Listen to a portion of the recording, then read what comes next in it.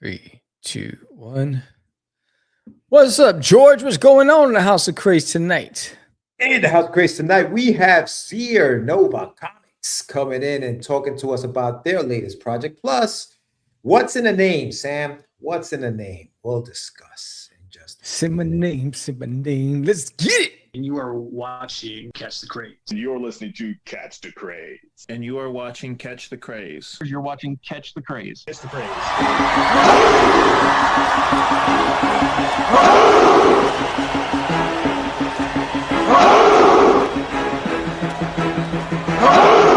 We are the only show for independents all around, giving you a platform to spread your word all over town. Catch the Craze is the place to promote to your fans with the dream of Medina and Sam the Crazy Man. Subscribe to our show and never miss an episode. It's time to get your mans, listen to us on the go. Updated every week, we never miss a day. Join the squad, come on in. It's time to catch the craze. If you are an independent, catch the craze. Making moves on your own, catch the craze. On your grind in the streets, catch the craze. Join the movement, catch the craze.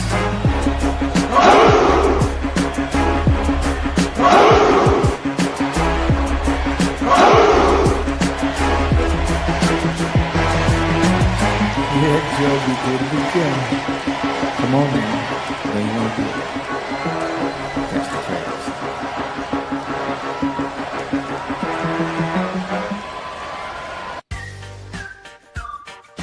We're back. Welcome to Catch the Craze podcast. I'm your host with the most, Sam the Crazy Man Vera, and I am with George the Dreamer Medina. What's happening? Welcome to another exciting episode of Catch the Craze. It is Tuesday, August 4th. What's up, Lou? She's in the house. If you guys haven't done so yet, please subscribe to the channel. If you're watching right now, hit the like button. If you're going to watch later, hit the like button. Share the video. Make sure everybody knows that we do these shows every week. We come here and we talk to independent creators of comics. We talk to independent artists of music, all kinds of things. We try to talk to as many people as we possibly can to promote and shine some light on what they're doing. And so please make sure you subscribe, share, like, comment, and do all of that fun stuff. Interesting opening, Sam. It's a little louder than usual. I was like, whoa, what's going on? I was surprised. I took it back to the old days. The fans were watching. Yes, dope, man. Dope. But what's going on, Sammy? Talk to me. What you got going on today? Come and talk to me. I really want to meet you, girl. What's going on? It is the last 48 hours of the duty files on Kickstarter. So we're down to the last 48 hours. And I have a show to be on Ralphie's show tomorrow night. Right. Apple Bites. So I'll be on doing that. And then Thursday, we'll be closing out the Kickstarter with the Duty Fan Awards. So join us Thursday night. It's going to be fun. This is a way for me just to honor all of you who've been here for the 8 issues. We've gotten to 8 issues, which is pretty awesome.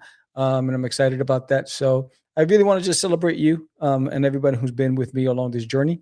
And there's 3 different categories. There's one that everybody gets thrown into, all the backers from all past 8 issues. Then there's the Ultra Fan Award, which if you've gotten 4 issues or more, you're going to get into a raffle for that.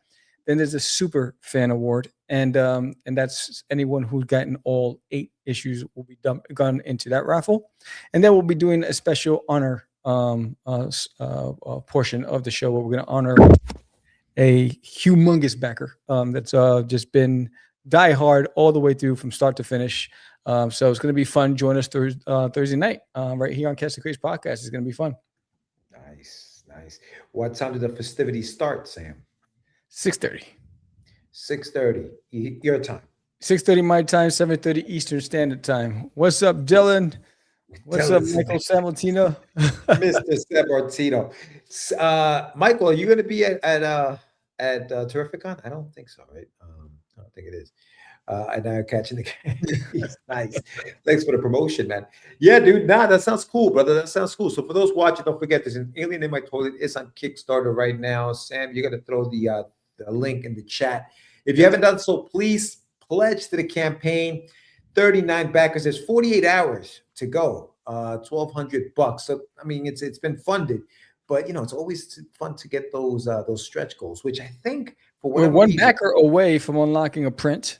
wow. So we're just one back away from unlocking that, and Right. then after that, there's the next stretch goal, which is at $2,000. But right, we unlocked the first print, which was the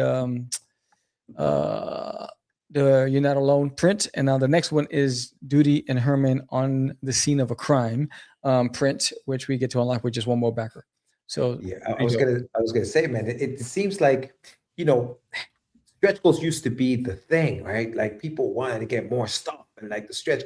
I don't know, the stretch goals have the same pizzazz they used to have. yeah.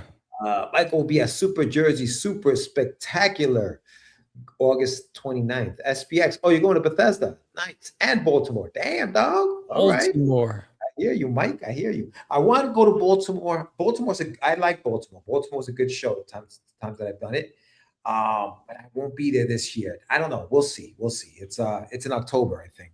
Yeah. It's 1st of September. I'm not sure, but oh, nice. Dillon's going to be in Baltimore too. Nice. Speaking of Dillon and Greg, they are the dynamic duo that forms Seernova Comics, and they're going to be talking to us in just a few minutes. Before we get them in here, though, I did want to give you guys a couple of updates of my own. So I was talking to Sam before that, and I showed him this. The proof of the 140-page graphic novel, The Shameless Plug, has come in. All 140 pages. I'm just looking through it to make sure that there aren't any typos, there aren't any things that are being cut off in the book. So just to make sure that it's being printed correctly, because I want to make sure that I get the right books getting to you guys. So, but the book is here. It's ready to rock and roll. So you guys should be seeing that within the next month and a half. I know I promised this for August. I'm going to blow past that date. So this is what I'm going to do.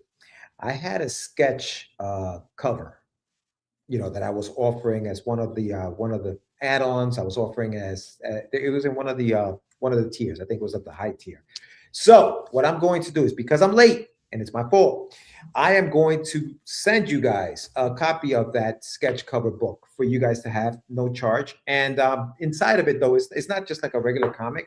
It has the behind the scenes. It has like, some of the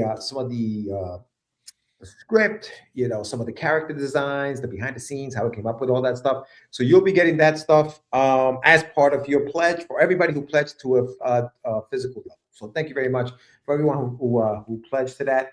That will be coming for you. And yeah, that is a thick book. Yeah, man, it came out really, really, really, really great. So Stop looking. Seernova Comics. Whoa. What are you gonna say in that crispy voice too? Stop looking. Like what is going on? What is going on, dog? Anyway, yes. So that's what's going on. Eyes up, soldier. The Shameless Plug is, and late pledges are open. Yes. Who's the pledge today, guy over here?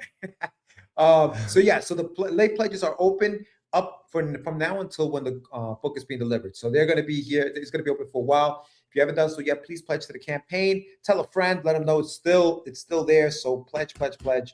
And yeah, that's all I got. Oh, and this weekend I'll be at Terrificon. So if you guys are going to be at Terrificon, I'll be walking the floor and doing my thing. So Nice. Johnny, Yeah. I think Aniba's going to be out there as well. Mr. Joe Holly's going to be up there. Victor, I think, is going to be there Friday. Victor Claudio? So it's good. Yeah, Claudio. And Dan Price. I don't know. Dan usually watches the show. He's going to be out there with. I know he's been Homebrewed traveling, Comics. bro. He's going to be out there with Homebrewed Comics, bro. So the whole team. Those guys are their whole team. balling. Yeah. Yeah. They're like new Keith kids in Gleason the will block, be there. hanging tough. Yeah. Yes. Keith Gleason will be there. Johnny C. I mean, there's tons of guys that are going to be. Yeah, I I just got Keith's books in the mail. Right. Yeah. From his Kickstarter. Yeah. But yeah. But I do. For anybody out there who doesn't know what There's Nothing in My Toilet is, it's a comedy sci-fi adventure series, and issue 8. Duty has an active imagination. He goes into this noir era where he becomes a detective because he's being tracked. So in order to understand and get into the mind of a detective, he becomes one himself, and he has to solve a case. And this is issue 8. And in the last 48 hours, anybody who backs it will get the double-sided holofoil card. And Yeah, and the series ends next year. So 9 and 10 will launch next year, spring and summer. And that'll end. There's an Alien in My Toilet run, and it'll go right into the Duties 4-issue series.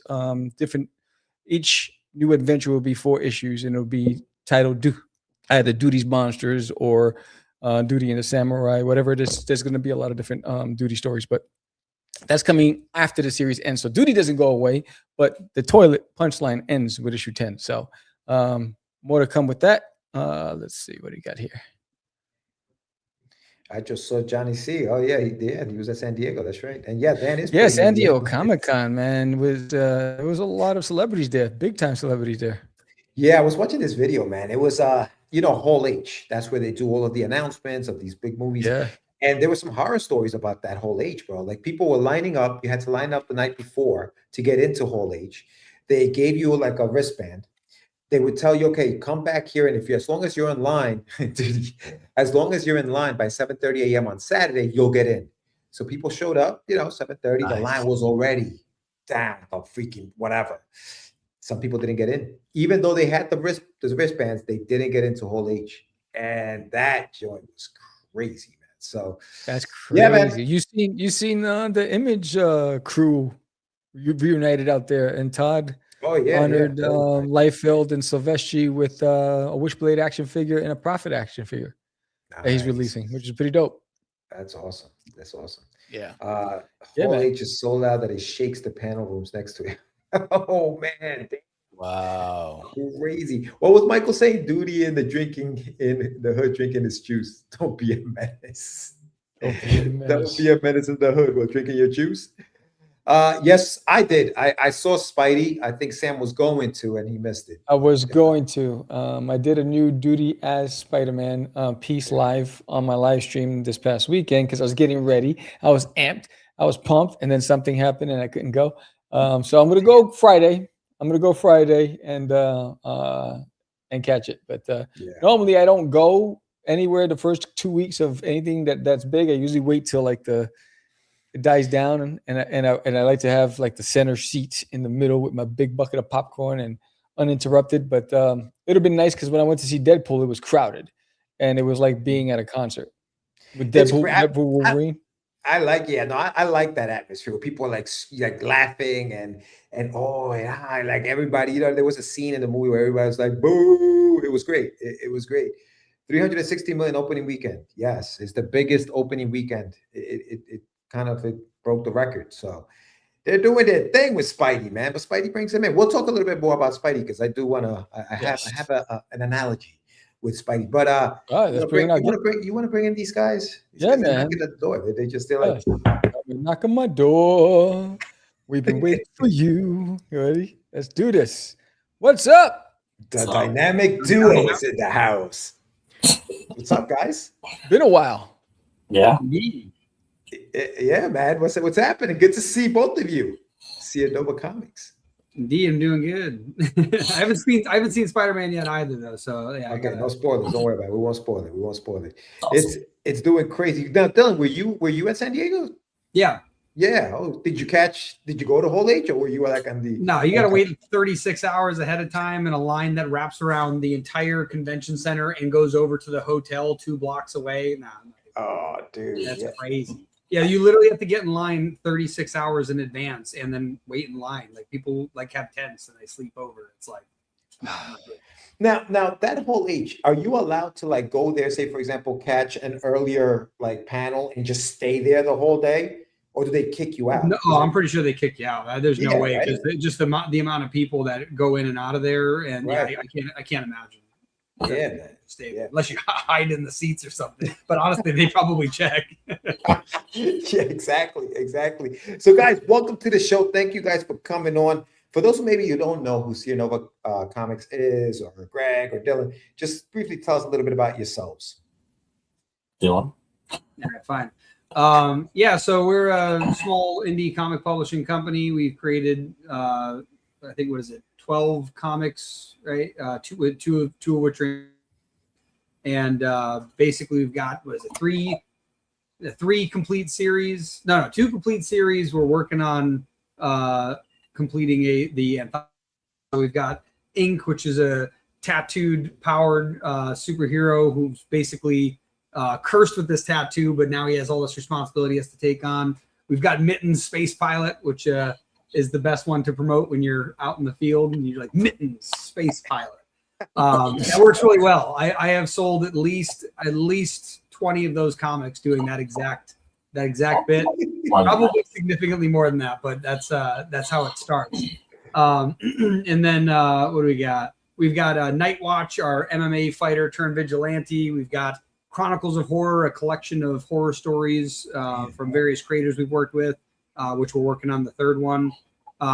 We have the Seer Chronicles, which was our original comic series, which we're actually turning into our origin story series because we kind of started like that anyways. So now we're going to basically, you're not shelving it, but like that initial idea is getting rebranded for our newest comic that'll be coming out next, which is Fireproof. So that's going to be a fun one. And technically it's like the third story in the series, but honestly, it's really where it starts to get interesting and have more, like, it's interesting before, but it's like, there's so much stuff going on. It's kind of hard to track it. So we're going to keep those as origin stories and then take this and make this the main thing. We started in 2017, but our first comic didn't come out until 2019 because we were brand new at it. We didn't know anybody doing it. We were literally all by ourselves in this little island, trying to change the world. And then we been doing it ever since. Awesome, man. Awesome. And where are you guys based at? Where are you? I'm in upstate New York. You are. And Okay. I'm in Nashville, Tennessee. Damn. So how did you guys get together? I know we've spoken about this, but for those who haven't seen the show in a while, you guys have been here before. But how did you guys get together and start this whole Seernova Comics thing? I made a Craigslist ad. And I was Greg's like, I want a cleaner with special abilities. No? Yeah, so I was actually looking for, because I didn't know what to actually look for at the time. I could have just Googled it, but I didn't. So I looked for a graphic designer. That's not what I needed. And he's like, "Oh, I'm a graphic designer," and I was like, "Oh, cool. So you can like make my comic." He's like, "I can make your logo," and then I was like, "Oh." And then he heard that my story is like so amazing. He's like, "Oh, well, now I have to join this." So I was like, "Okay." That was pretty good. That was pretty close. That last part a little iffy, but yeah, it was just coincidence. Basically, I was building a marketing business, so I was looking for clients, and so I looked up web design, graphic design, things like that. Stumbled across his post, and yeah, now he can't get rid of me. Now you can't get rid of you, man. Damn. I find you. So graphic designer. So Dillon, how long have you been doing the whole graphic design stuff? I don't do much graphic design anymore. Although ironically, I've now done some illustration for the logos. But outside of that, I kind of got into just marketing things in general. So like I've done graphic design since, I don't know, I was in like 8th grade, and I found out mine's dad had Photoshop, and so I played with that. And then basically from there, kind of just dabbled with it. Did logos in college and for various organizations like my fraternity or for clubs on campus. And then after that, I kind of picked up web design. So like I built their website and just kind of kept going from there. Just kept getting out of control. Got you. So now, so Greg, I mean, I guess, how does that work? Like, do you continue to write the stories? Dillon, are you designing characters? Like, how do you guys work this thing out as far as, I know you have anthologies that you work with other people, but when it comes to the books that you guys work together, how does that work? I write pretty much all of the stories, and then he's like, "That doesn't make any sense," and I said, "Okay," and then he fixed it. There are other writers for like our Chronicles of Horror, like anthology, there's stuff like that. But for the most part, I'm the writer for at least the Mittens and superhero stuff. I was gonna say he writes and then I make it readable. Do you guys then go ahead and hire artists to work on the books? Because you can't do that. I can't draw a cube, so I'm not going to draw a superhero. He can do that thing though with like the lines and like then you connect them, like yes, like it's like an S. Yeah. I can do that. I can do that. So the latest project, what is the latest project? What do you guys have going on right now? Fireproof issue 1. it was issue 3 of Seer Chronicle, and now it's issue 1. It's like 2 paths of 2 different people. So there's Fireproof, John Benson. He's not in the story as much for the first issue because it's more focused on the villain, which we kind of like. We like how the show Gotham was, like they had a center around the villains, so we kind of did that with this. And we want you to actually feel for the villain, even though he's a terrible person. But he's very bad. He's not a good person, but like you're gonna definitely feel like, oh, he's been through some shit. So yeah. One of the fun things with this was in our first 2 issues, the Seer Chronicles, we kind of kept adding too much to it. So like the second issue actually followed 3 different stories all at the same time that ends up overlapping, but it's a bit chaotic. I think it ended up being like 36 pages long, and it kind of gets a little bit out of hand. And the first issue was so confusing. We had to do a re-release, and it was like 42 pages long just to make it like make sense, but it also is still following like multiple stories. So it's a bit tricky. So this newest issue, like we said, it's gonna be renamed Fireproof. Right now we're actually getting the logo done and the lettering done, and then once that's done, we'll be able to launch the Kickstarter for this, which we'll be excited about. But yeah, it's definitely something that it's a lot more about kind of a reluctant hero, but he's always somebody who's he's a firefighter. So like he's the guy who rushes in when he shouldn't, and the other guy who basically got the crap end of the stick, and then essentially every action he take leads to worse things until eventually he snaps, and now he's just going crazy. And so you basically have 2 people who are hurt, and they actually both get their powers from the same source, just different incidences. One, he's running away from the cops and then falls, and then basically an explosion captures him into a sewage drain where the chemicals that blew up the building that John is in gave him his powers. So that's the stuff from the first 2 issues. And then this new issue is basically the start right there. Like our main villain is going off doing crazy stuff, and our main hero is kind of like finding himself, like figuring out, how to get better, stronger. He doesn't want to have to do it, but he has this power. Everyone thinks he's dead, so it's like, why not do some good with it? So now, because are you renumbering it?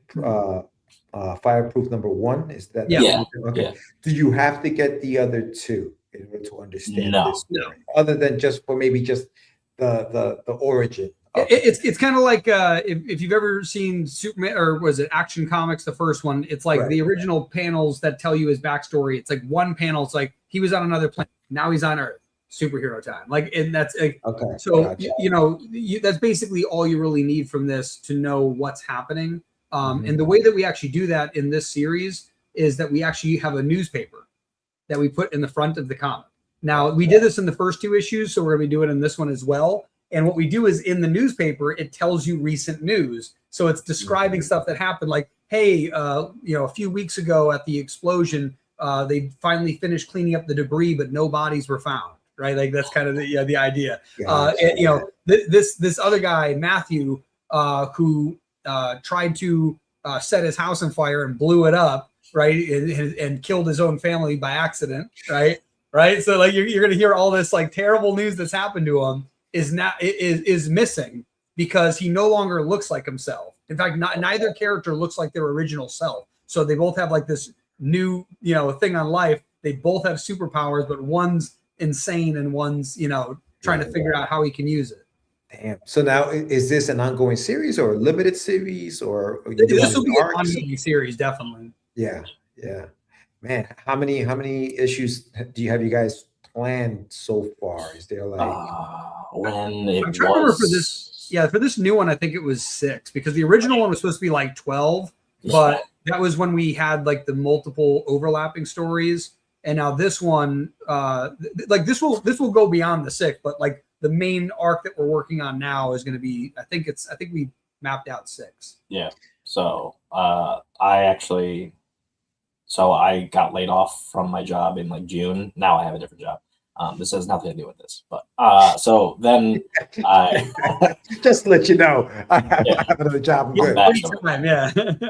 So while I was doing like not any, like I wasn't doing anything. I was mapping out like my whole like timeline for all the comics that we have, because we have so many different series and how everything connects. So after the first 6 issues that's the first plot arc of Fireproof.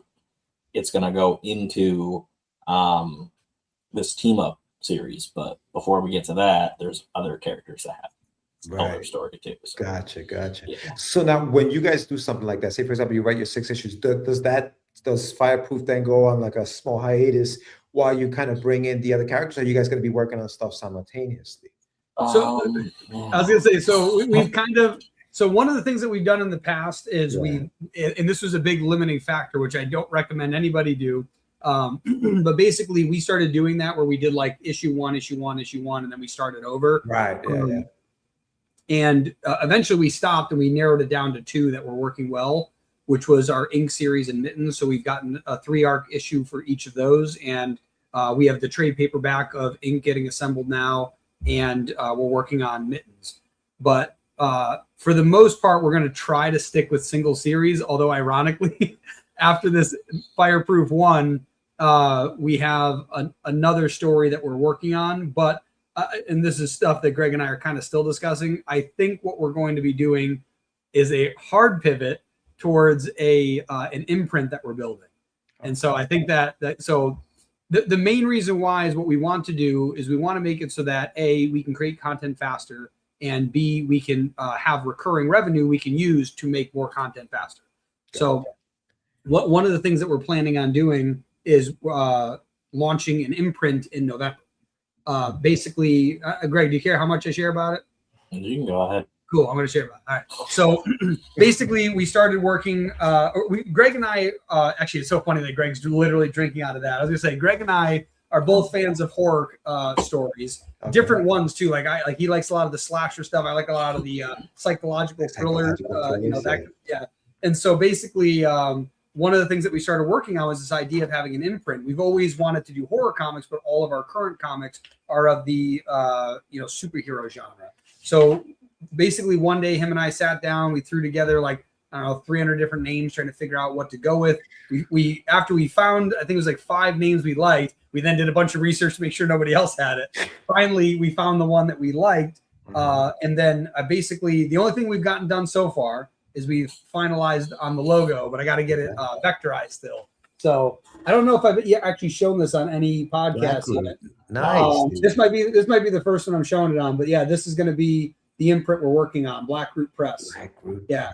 All right. I like that. And it's going to be a horror imprint, which we're basically going to start with ash cans. We're not even going to do think stories. We want to get as many done as possible, and we want them to be high quality. And we've worked with enough artists now that we found out that some of the artists we can get to get a full great story done shorter. We can print them smaller in the ash this kind of size here. Too many things over here. Something like this size here. This would be the idea. So we want to get a bunch of these made and then be able to start selling those obviously at shops. We could also shops and conventions. The other thing too is that there are a lot of horror conventions, so that even opens up the floor to where else we can attend. So that's kind of the idea. So that's part of what we're going to be working towards, while simultaneously using that same funding we can get from that, because we can do that faster to fund these bigger projects like Fireproof, another project we're working on, Scales, as well as our final of the trilogy of the Chronicles of Horror. So it's an anthology series, but along the series, it's becoming more solidified. So like the first issue, the stories are completely irrelevant of each other. The second issue, you realize that even though they're different stories, it's actually part of this little universe. And then the third story, all of these new stories are colliding into this one universe. Damn. And so even though they're unique stories like an anthology would be, it's basically morphing into like a real world. Damn. So that's kind of how we've done. Sick, yeah. And now, did you guys? And now, are there other creators involved in this, or are you guys the writers of all of the stories, and you just hire the artists to come in and do what they have to do? So I wrote in the second issue, I wrote 2 stories. One is Robert Turtleton, which is literally Chucky inside of a turtle. And the other one is just a serial killer artist. And then in the third one, I wrote Bobby T is literally in it for like 5 seconds because it takes place at a summer camp. So it's a mix between Friday the 13th and the Truman Show. Oh, nice. So just put that together. It's not Cabin in the Woods. It's better. And then I did that. There's the main story, which is Mr. Chronicle's story. That's like the gravedigger that's telling the story. Well, in the third one, he's actually in like the show. So yeah. I was gonna say basically in the first issue, is he only on the cover? Is he in one of the stories? I'm trying to remember. He's in the one that Hector drew, which was the early grave. And then yes. Yeah. So he's a singular story in the first issue. In the second issue, he's literally watching television, and so it starts off with him putting a cassette in, and then suddenly we're watching random stories. But it doesn't look like that as you're reading the comic. And in the last panel, the character in the last story pulls him into the television, Nice. right? In the subtitle, so it's Chronicles of Horror 2, Stay Tuned, right? And so now that he's in the television, the third issue will be Chronicles of Horror 3, Camp Lovejoy, and he is at a location inside this world where all these stories are happening. That's cool. So it literally started off where he's just one random story to he's now observing the stories to now he's in the story.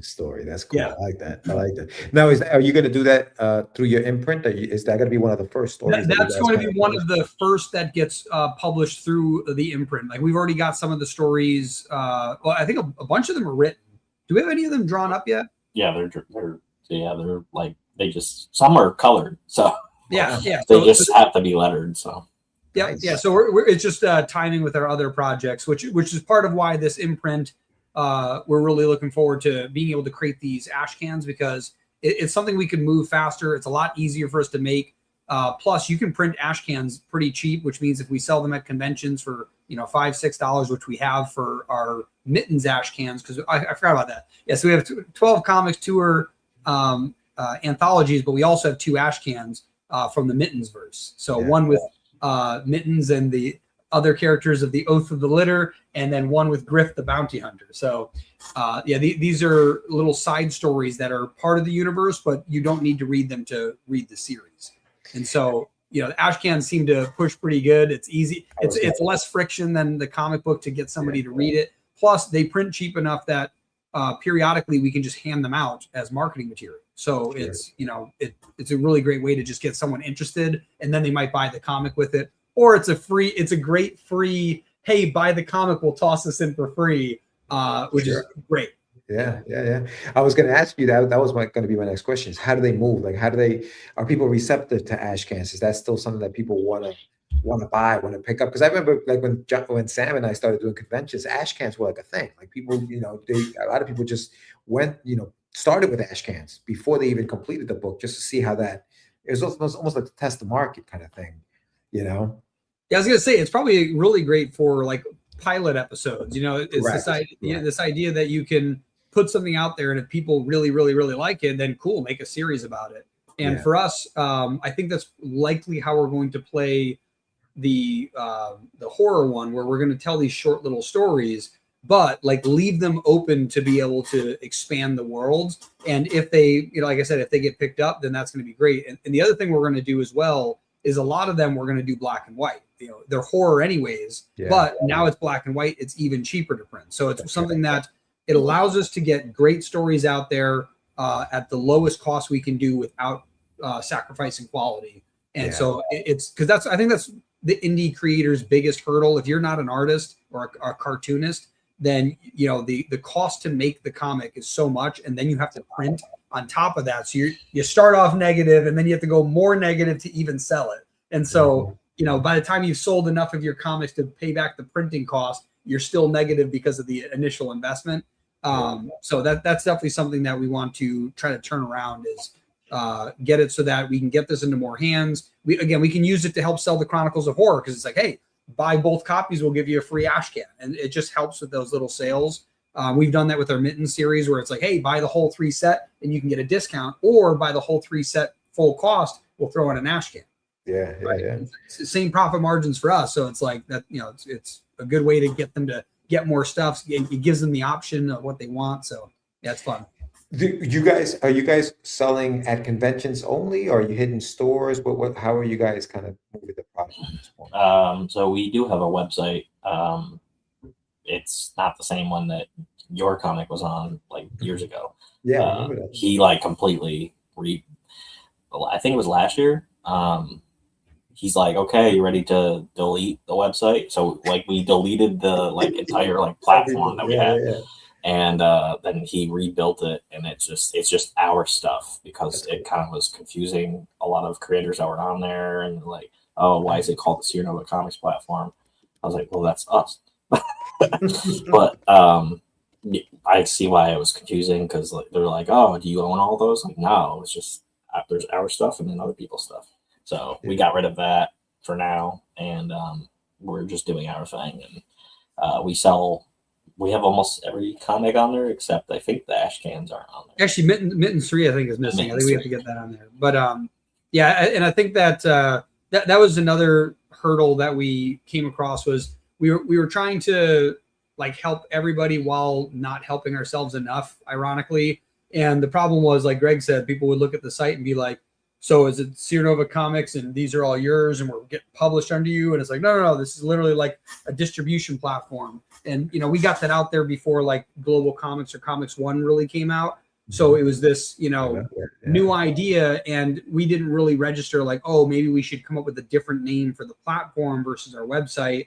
And yeah, so it got hectic. We ended up not doing enough branding ourselves. If you tried to look us up, it was hard to figure out what we were, because our website was so confusing. There's this whole section of us and a whole section of this platform. And then we built out sections for every single creator. Like every creator had their own pages that have their own links. So yeah, it got pretty crazy. And so now, now ours looks much more professional because it's just our publishing company. And I think the other thing too is we've had probably like a half a dozen to a dozen people ask us to be their publisher. And so we were like, we can't justify taking part of your IP to be a publisher, or take part of your royalties to be your publisher, if we're not really established like that online, where we could reach out to someone and they're like, oh, that's Seernova Comics. We like, of course we'll take your comics and put them in our shelves. So like, that's kind of why we pivoted to do that. No, that's smart, man. Smart. I think you have to make sure that you guys are in a good place first before you can start taking on other people's, put your mask on first before you help anybody else with a mask. Yeah, absolutely, man. And I think that's smart. That's smart. The website looks fantastic, man. For those who are watching, SeernovaComics.com. You have all of your comics, and you have tons of books up here, man. Ink 3, Night Watch, issue number 1. That looks kind of cool. I love that cover. Who did the artwork on this? This is great. Fish Lee. Yeah, Fish Lee, the amazing Fish Lee. Yeah. Oh, that guy's sick. Yeah, that artwork is fantastic. He's like the Bruce Lee of comics. He practices 1,000 kicks, or practices one kick 1,000 times, right? Nah, he's great, dude. And you guys will be at Baltimore Comic Con this year. Yeah. Yes. Yeah, we signed up like the last day of the convention. You could like go up to the booth and sign up. We're like, yep, coming back. So it's a great show, right? It's a really, really good show. So what was the first convention you guys actually met face to face for the first time? Or how did you guys meet face to face for the first time after doing it? Yeah, that was before the conventions, yeah. Okay. I think so. We were talking for like a year before. I was gonna say, I forgot about it. We met online in 2016, but we never met in person. We were just like texting for like a year. Yeah, it was like I remember what it was. So we met each other on Craigslist, which means he was local, obviously. I used to live in upstate New York, and he then moved to Florida before we ever met in person. Like we kept going, oh, we should meet up, oh, we should meet up, oh, we should meet up. Sorry, I'm in Florida. And then we finalized how we would do the company, and we're like, okay, let's get the stuff together. My dad knows a lawyer. We can get all the documents together. And then all of a sudden he goes, well, I'm coming back. So like, we can just wait till then. So he came back 2017. We ended up getting all the documents together, getting the company started. And so that's when we started meeting in person. And eventually we met like every single day, Monday through Friday for like 2 years, working on the company, tweaking the website. Because a lot, I think that one of the things that, look at these creative fools. I think that one of the things that slowed us down a lot was, like I said, we were building this platform for other people. Not finishing building, not putting our own mask on first and really getting established. Even our podcast, we were kind of like always, shouting out as many people as we could, but not shouting out ourselves enough. And so that was definitely something that we needed to work on. It's Sean's birthday. Yeah. Happy birthday, Sean. Happy birthday, Sean. Thanks for stopping on. Yeah, no, that's cool, man. That whole story of you guys, how you guys got together, and listen, and I love the fact that you mentioned, you got lawyers involved. This is a real company. This is like two guys that met a crisis. Let's do a compliment. You guys have signed documents that say this is a legit business. We're taking this thing seriously, and I'm glad, you guys are still doing it, because 17, you're going on your 9th year now. I mean, you're going, it's almost 10 years you've been doing this. Yeah, look at that. So that's why we got to make this thing, profitable so that we can keep going. Because it's basically, I think that's the big thing Greg and I have been talking about this year, where it's like, it's obviously fun to do, or we wouldn't do it this long. But if we want it to move faster than it is, because that's the thing is, like, even though it took us, so we've gotten 12 comics out, but it took us the 9 years to do it. However, it took us 2 years to get the first one out, so it was really only 7 years we've gotten this many comics out. So it's like we've got the 2 ash cans. So it's like we have done a lot, but I feel like we could move much faster if we start building the business systems around it. So that's really what we're focused on now. Like, I think one of the biggest things that we did this year was we got all of our comics on Global Comics now. We got all of our comics on Comics One now. We're setting up like a Patreon, and I'm going to slap Greg around till he gets us on Whatnot. And a new platform I actually learned about in San Diego called Cuckoo. It's like Cukkoo. And it's basically Whatnot, but only comic books. Oh, wow. Okay. Yeah, so that's something that I'll give them a shout out here. Maybe I'll get a brand deal. You never know. They did give me some. You never know, brother. You never know. Right? Yeah. I was trying to see if I had their logo somewhere. No, that sounds great, man. So Baltimore's the next show. There it is. Look at it. If you're looking for it later. Cuckoo. Like Cuckoo. Give me some brand deals. Come on. There you go.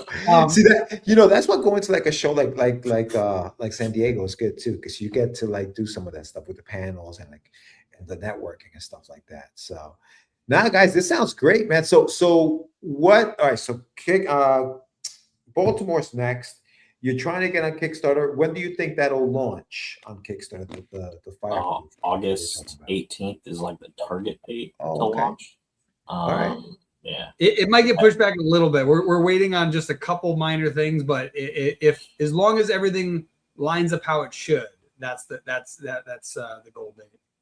Awesome, man. You guys know how to get in touch with us if you guys want to come on and promote it. Definitely, you have the link. Just sign up and come back, man. This has been great. Thank you guys for coming on. I really appreciate you coming on and talking about what you're doing.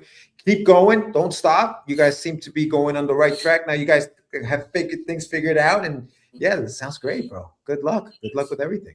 Yeah, thanks for having us. Yeah. Absolutely, man. Absolutely. And I'll hit you guys up and let me know once you guys have like a link or something for the to notify yourselves of like that. Let me know, and then we'll do. Awesome. Thank you, guys. Thanks, guys. Yeah. Peace. All right.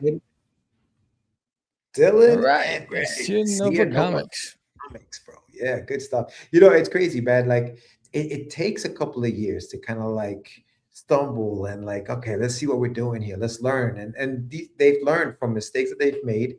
And now they're doing their thing. So congratulations. Dude, mistakes will happen whether you're a seasoned vet or you're a novice. They just happen. They creep up on you no matter how many precautions you take. Sometimes like, damn, I can't believe I missed that. Right? It happens. Right. It happens. Yeah. No, but that's part of the journey. You don't grow unless you scrape your knee. Yeah. Absolutely. Party on, Wayne. Yeah, no, man, that's awesome. That's awesome. So big shout out to Dillon and Greg, and thank you guys for coming on Seernova Comics. Make sure you guys go to seernovacomics.com and check it out. Sam, you ready to talk about what we're going to talk about tonight? Yeah, we got some meds, man. We got some meds. Let's Do it.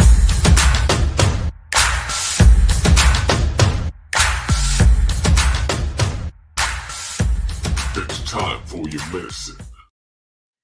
All right, Sam. What's more important to you, your name or the name of your comic? Say my name, say my name. That's it's funny. It's the brand recognition, which is the comic, but it's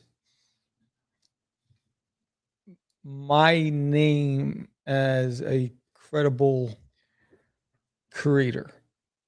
You know what I'm saying? So for me, duty front and center, right? So I lead with, say it with your chest, right? So I lead it with my logo. Boom, there's duty right there. But at the end of the day, it's like if I say I'm going to do something, it's my word behind it, right? So if I say it's going to be ready at this time, that's my name. But I struggle with that because we had that conversation before. So should I be pushing Sam as the artist or should I be pushing the brand? Right. And I think what I'm finding is like at the height of my art channel when it was taking off and I just haven't done anything in a while. It was about Sam. And so, but then and I think that's the hard part is putting me front and center. The easy part is hiding behind my creation.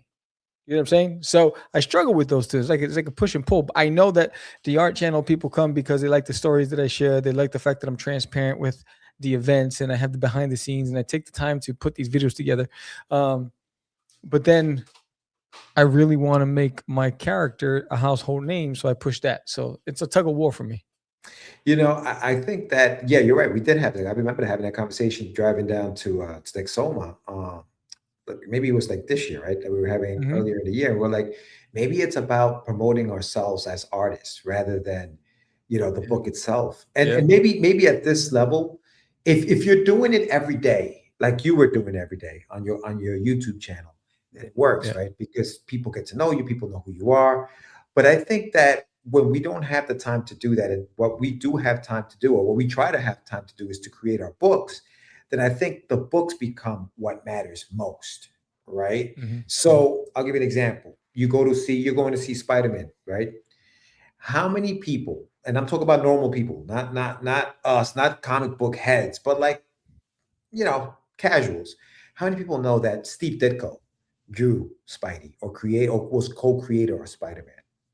No, they probably don't, but they know that who Spider-Man is. They probably know Peter Parker before they know freaking Steve Ditko, right?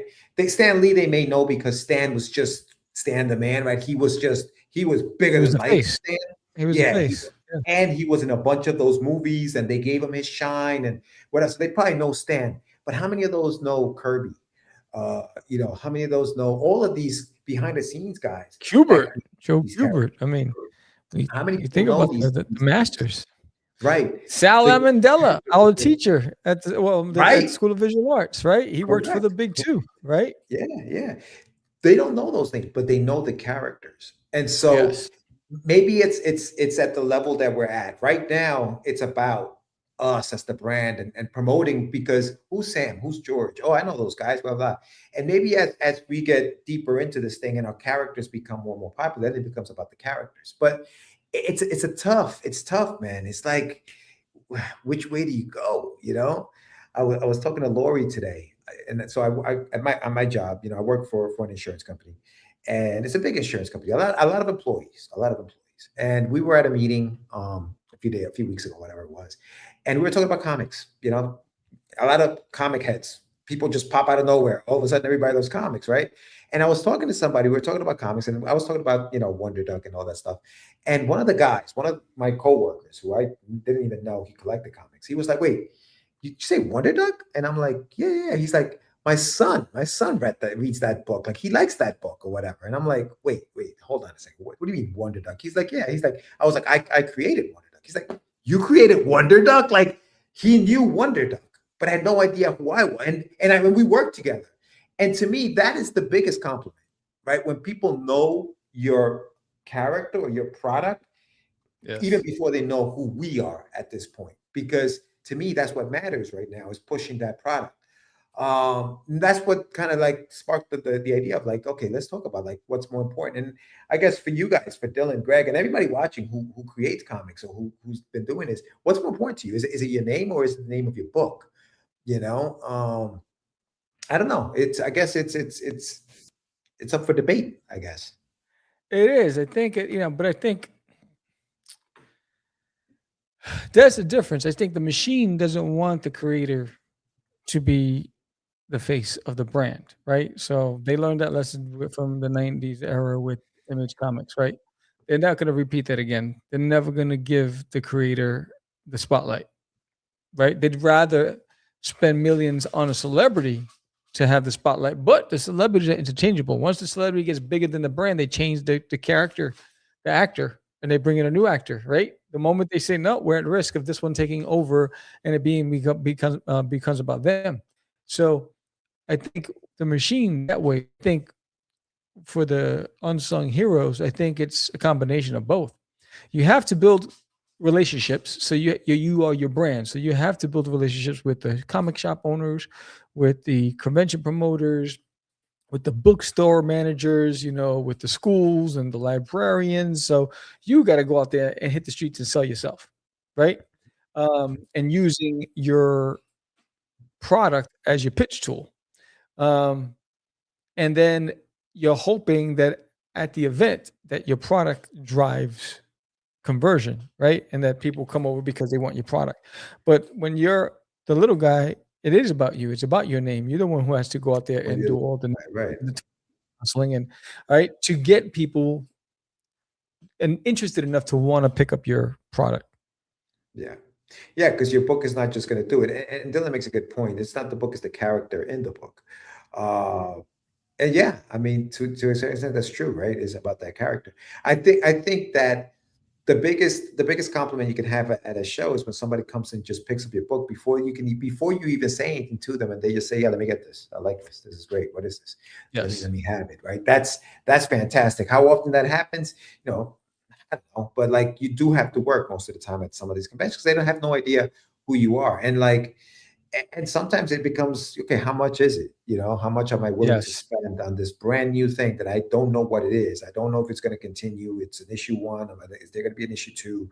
I don't know. But if they already know the brand, if they already know that they like that product, it's easier to buy that thing. You know what I'm saying? But it's also about personality too, right? Because I found that a lot of my successes at shows or at LCSs is because of the connection that I made. Because I can tell you dozens of times where that first time around they go, "Oh, I'm just looking," right? So then I just gave them a free trading card. I said, "Well, take your time, whatever. When you get a chance and you get back to your hotel, you get home, just check out my website. No strings attached, right?" And so they're like, "Oh man, give me this card," and then the cards are dope, right? So then they come back. You know what? I checked out your website. I want to know more. I want to pick this up, right? So it starts with you. So it's got to be about you first, right? Because we're social creatures and it's about that connection. Then hopefully once you get them picking up the book, then it becomes about the project and the brand. And now you were the opener, the project is the closer. You know what I'm saying? Yeah. Yeah. I think what it is, and I think part of it is, yes, your personality. You have to be able to sell and break the ice and all that stuff. But I think at the end of the day, your product is really what's going to make them keep coming back. They can like you. You can be a great dude. But if they don't like the book or if the book isn't good enough, they're not going to come back and buy your stuff. They may come by and say hello and say, "Hey, how's it going? You're back this year. That's awesome, man." And have a chat with you and walk away. You know what I'm saying?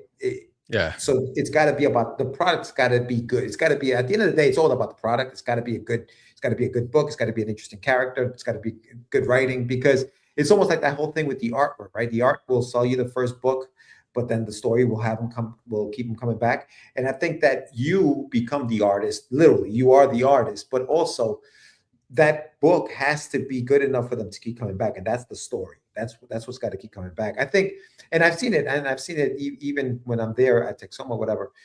People will come to the table and they're intrigued by the look of the character. A lot of the times is, wait, hold on, this looks like Iron Man, but it's not Iron Man. What is this? Which sparks up the conversation, right? Yes. Duty's the ultimate cosplayer. As you can see, he's dressed up like a bunch of characters. And now they start looking, okay, wait, which character do I like? And now they look and they say, oh man, this looks dope. This is cool. Look, this looks really cool. Because if it wasn't good, if the product wasn't good, they'd walk away. Yeah, they like Iron Man, but who cares? This is trash. But they don't. And now they bring friends over. Hey, yo, check it out. Yo, don't you like this character? Look, and now you're giving them deals. Buy 5 or whatever for a certain amount. Buy 3 for a certain amount. Now they're picking them off the thing. So I think that there's something to say about the person selling the stuff, but I think to me at the end of the day, the product has to be good enough to keep them coming back. Yes. Because so what if you're a name when your stuff sucks? Now some people get away with it. Some people, people just continue to buy from them, even if their stuff does suck. Whatever. But I think for me, it is. And I think at our level, it is about our personalities and how we present ourselves and introducing ourselves to the people at the shows and stuff like that. That's why it's so much harder to do on something like a Kickstarter, because we don't have. It's not personable. There's no relationship on a Kickstarter. It's a transactional tool. Yeah. That's all it is, right? And it's heavily saturated by hundreds and hundreds of other comic book projects, right? So most people, and then a lot of people prefer just to either buy it directly from you or from your website or in person, right? And unless you really bit that where you don't do shows and you don't have a website, the only place you can get it is if you do a Kickstarter. Then you get all the option. But as long as they have options, and they do, because the first, I can tell you right now, the first thing I get is, when's the next time you're going to be in Houston? Or when's the next time you're going to be at this show? When's the next time? I'll just wait for that. I'm like, right? But they do show up. They do come back. It's a year later. They'll come back and they'll pick it all up. But so I think that means I did my job with the brand, with the project. That means they like it enough that they're willing to, wait to pick it up. But, the reality is you got to put in the work, and you got to be likable, and you got to be relatable, and you can't be pissed off, because conventions will piss you off, right? You pay for your spot, and next thing you know, you find out that, the tables are not as wide as they used to be, right? So they're like, I think they used to be like 36 inches in width, right? And then I remember I went to a convention, the table was like maybe 18 inches wide. I'm like, what the hell's this? I said, this is a joke. It was like one of those tables that you put like at your entrance of your house against the wall. I was like, this doesn't make any sense. So that'll piss you, or they'll put you in a corner. It wasn't what you selected when you selected your spot. Next, you're in a corner somewhere with no light and it's dark. Right. A lot of things can happen that can trigger you. You got to still find a way to get excited and because it's going to be you. It's you against the world. And if you want people to take interest in your project and they don't know anything about you, they first got to connect with you. You got to be the one that seals the deal. This isn't as big as you said it was. That's what you said.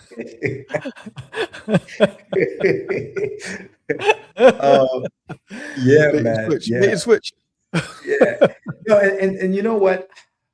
Then you have the whole. There's this whole other side of this thing, right? It's like where people are very sensitive. Yes, right? Hypersensitive. That's a show. And so when you meet somebody at a show, they follow you on social media, and then all of a sudden you're posting something that they don't agree with. Yeah. Right. Now, I hate you.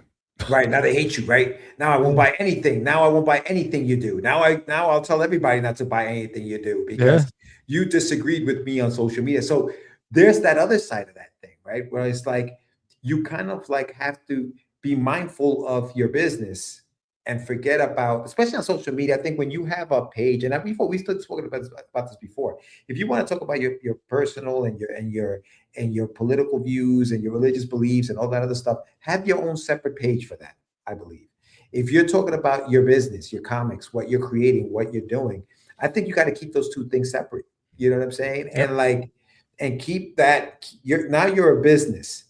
You know what I mean? You're a business. Business, comma man, not a businessman. Yeah. But you know what I'm saying? It's got to be about Yeah. it's got to be about your book. Everything you post about, it's got to be about pushing this. And Not no, about and who I I'm think going to that's vote for next year. You know what I'm saying? and people don't really understand impact or the adverse effect of feeling like you have to be right or you have to have an opinion about everything or you have to put somebody in their place on social media. Right. I look at the risk versus reward. Mhm. What am I at risk of for me to go back and forth with some wise guy on social media versus just block them and move on? I don't have Mhm. time for that, right? Because I'm trying to protect my brand and I'm trying to protect my reputation, right? I have a rule. You and I agree. We don't talk politics. We don't get caught up in those heated debates on social media. None of that stuff, right? Because everybody has an opinion, right? Of course. And it's like same thing. Beauty's in the eye of the beholder, right? A woman walks in the room, someone's going to say she's stunning, and another one's going to say, oh, she's busted, right? So Mhm. everyone's going to have their own point of view. I don't have the energy to try to convince you why my view is probably a better version. No, what I'm going to say is let's agree to disagree. I'm going to move on. Thank you. Have a nice day. Peace. That's it. Peace out. Do you? But you've seen what happened to the Gina Carano's. You've seen what happened to the people in the industry when they decided that they wanted to take a position. They Right. lost jobs. They lost sponsorships. They lost all these things. There's impact for that stuff. So Mhm. if you got to pick and choose your lane. Doesn't mean about being a coward. You use your voice when it's time to vote. You use your voice at your community meetings, those kind of things, right? But if you're trying to be a business online and you're trying to attract buyers, there's no room for imposing your view on politics on anything It doesn't in the matter. comic book world. Leave Yeah. it where it belongs. Right. Go to the Right. voting booth. Put it I- there. Yep, 100%. I'd suggest sharing value to your audience. Don't just push the story, share parts of the story. Show behind the scenes, share random cool stuff about yourself. Your potential audience can get connected with you. Then also share where to get your story. Yeah. Yeah. Yeah, you shouldn't just be a robot. We're like, buy my book, buy my book, buy my book. It's like Mhm. be a person, be a human, Yes. be all that stuff. But I agree with you, Sam, 100%, dude. Like it's not about winning an argument online because if you're trying to win an argument online, you're going to lose. You're gonna lose. It Nobody doesn't matter. wins. Nobody wins. wins. Nobody wins. You You know know? what I'm saying? And listen, a lot of us still have 9 to 5 jobs. The last thing you want is for your where you actually make your money, where your livelihood comes from, to go into one of these, social media posts and see what you were saying, even if you felt like you were right, even if the fact that you're going back and forth, it's just not a good look. You know what I'm saying? It's not a good look. It just isn't. And what's the point? Let's have a conversation like outside of this. You and I can call each other and we get together over dinner and have a conversation about whatever it is we want to have a conversation. And we can agree, we can disagree, we can do all that fun stuff, but not here. Like there's no reason you want an audience. Like, fine, Yes. go. Like, is that what you're looking for? An audience? Dillon says, what is it? I have an opinion. It has nothing to do with comic books, but I want you to feel uncomfortable because I feel uncomfortable. I need you to know about it. The internet. Yeah. Yeah. And a lot of the that's it. times, there's just a lot of word vomit on social media, right?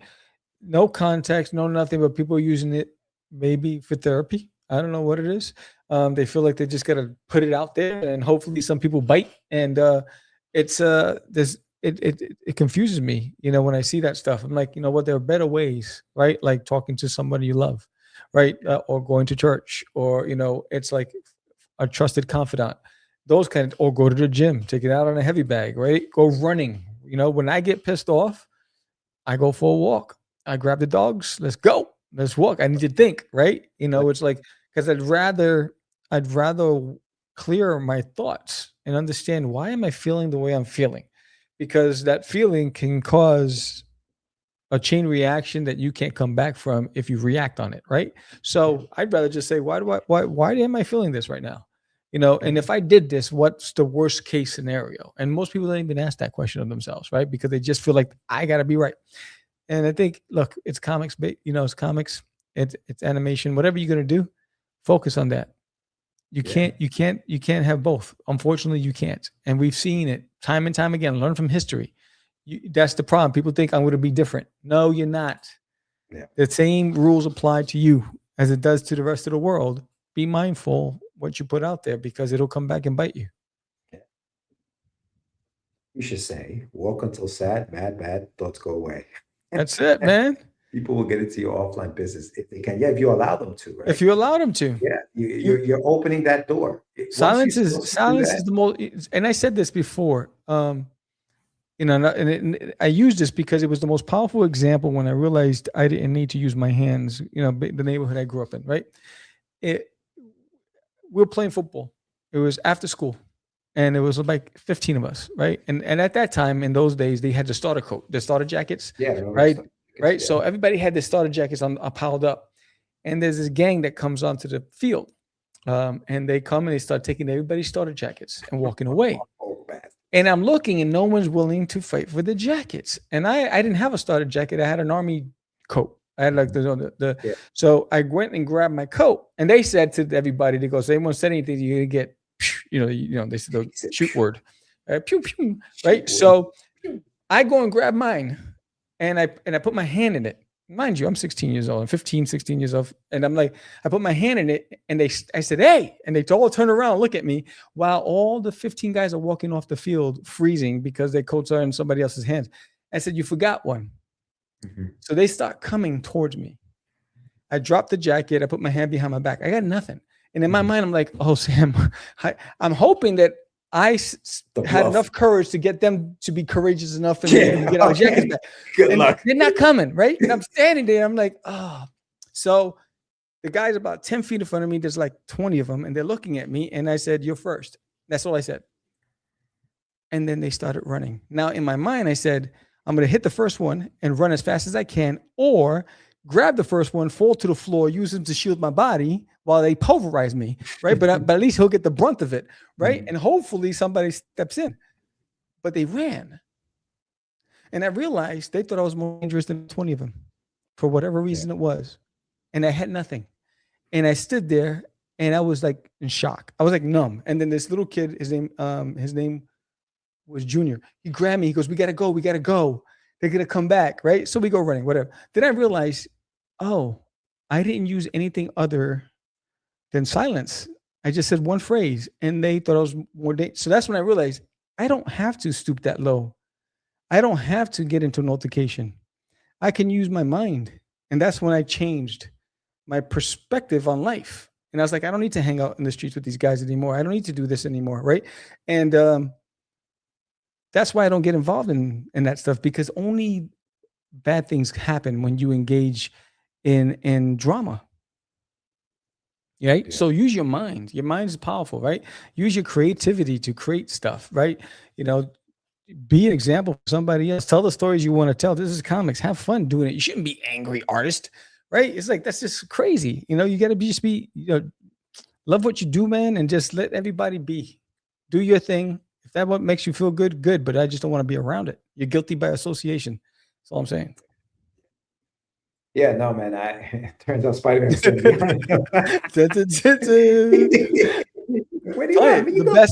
The best life lesson I ever got in my life. That's the one thing I take with me everywhere. Your mind is the most powerful weapon that you have. Yeah, man. I think a lot of people want to test you online, where they know that you can't do anything. You can't hurt them. You know Keyboard what I mean? warriors, yeah. Yeah, and so what they do is they try to you know, bait you into these arguments, these stupid discussions, and it's like, poke the bear. Yeah, that's it. I mean, just delete the comment. You have all the power on your page. All the power. Delete the comment. That's it. It never happened. Block the person. Done. We're done. We're done. You're getting stupid. We're done. I don't need that, because you don't need that kind of you don't need that kind of stuff on your feed, on your page, or anything like that. You're promoting your stuff, fun stuff. The world is crazy enough out there already. This is supposed to be our escape, right? This is supposed to be fun. This is where we come to hang out and do our thing. Why are you bringing that into this world as well? Like, it doesn't make any sense. So just delete it, block it. And it goes back to your name. And right? It goes back name, to that. right? What reputation do you want to be known for? Right. And I think that's the biggest thing. And it's like, if you're an artist, you want to work with other artists, you want to work with writers, and you want to get more work, pick and choose your battles, man. right? You know, if you're a writer, you want more work, pick and choose your battles, right? There's a time and place for everything, and I'd rather do it offline than online. If you have an issue with me, I'd rather you and I talk face to face, and let's deal with it. Then because it's never going to happen on social media, because I just delete it and block it.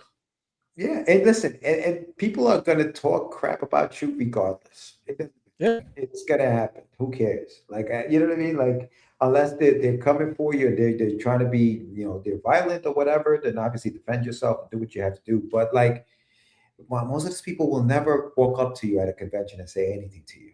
They'll say all this stuff online. They'll never say anything. Just let it go. It's not worth it. Let it go. Let it go.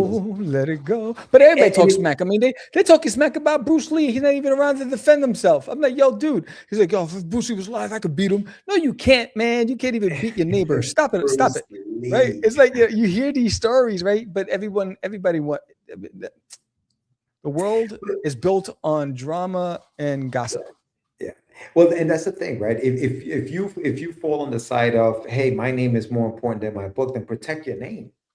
Don't let anything happen to your name. You know what I mean? Don't get involved. Don't get involved in this beef online. Like, that's stupid. Don't do it. If your brand is your name, don't do it. It's not worth it. Any PR agency, any professional that works in public relations will tell you, don't say anything. Don't do it. At least Bruce Lee and Chuck Norris can finally find out who would win. Yes. Yeah. Rest in peace, Chuck. Rest in peace, man. He was hairier than a hobbit. But go ahead. What? That dude was great. That dude was great. Chuck was awesome, bro. He was fantastic. Yeah. I mean, what is it? Missing in action? Oh, he was great. He was freaking great.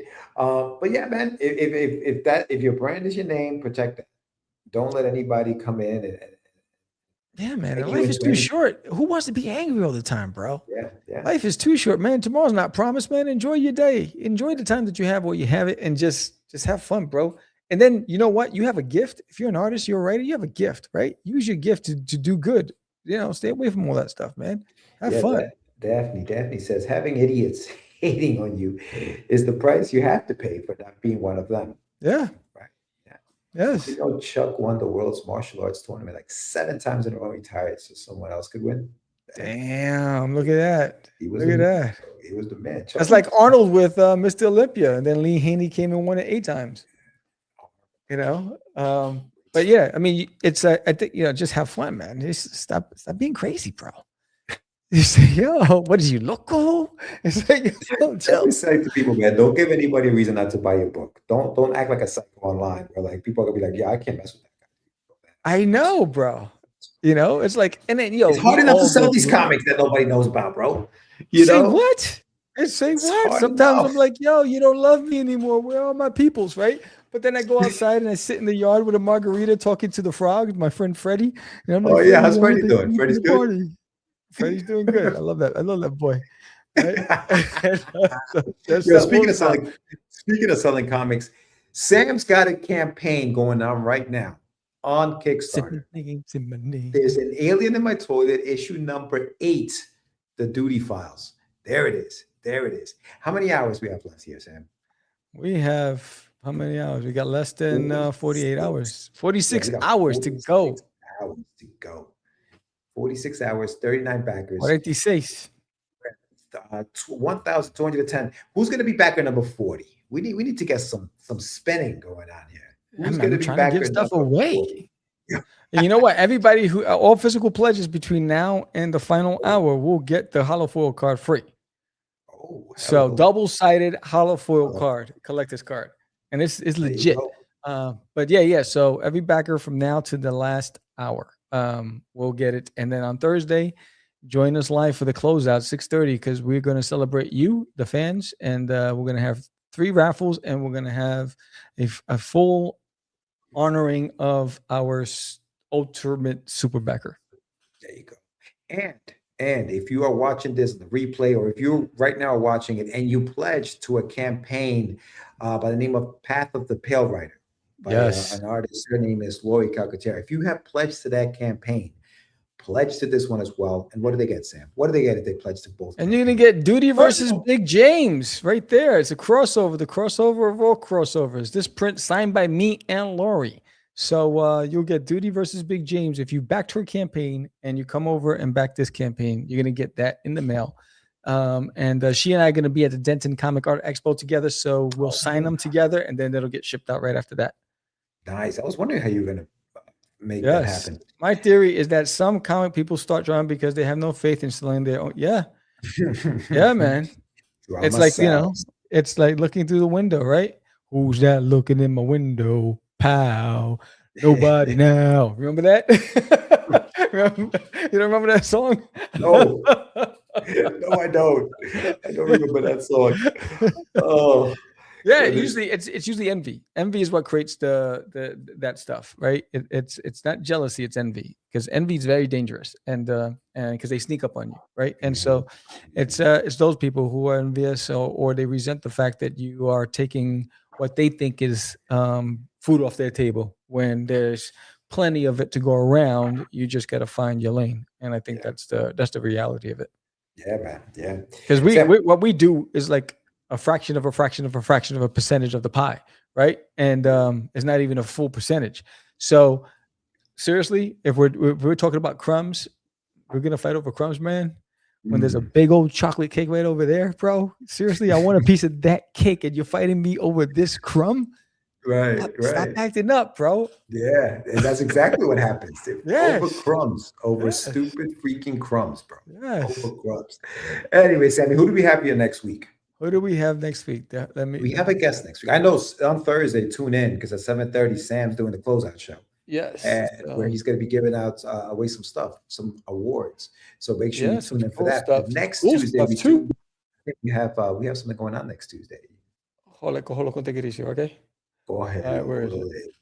Wait, what is next week already? The 11th? Jesus, dude. It's crazy, bro. It's already time's going by so fast. I can't even keep up. Where the hell is this insane thing? Key calendar. There, no. Who signed up? Who signed up for next week? Let's find out. See you next time. See you next week. Let's see. Next week is you know who we got?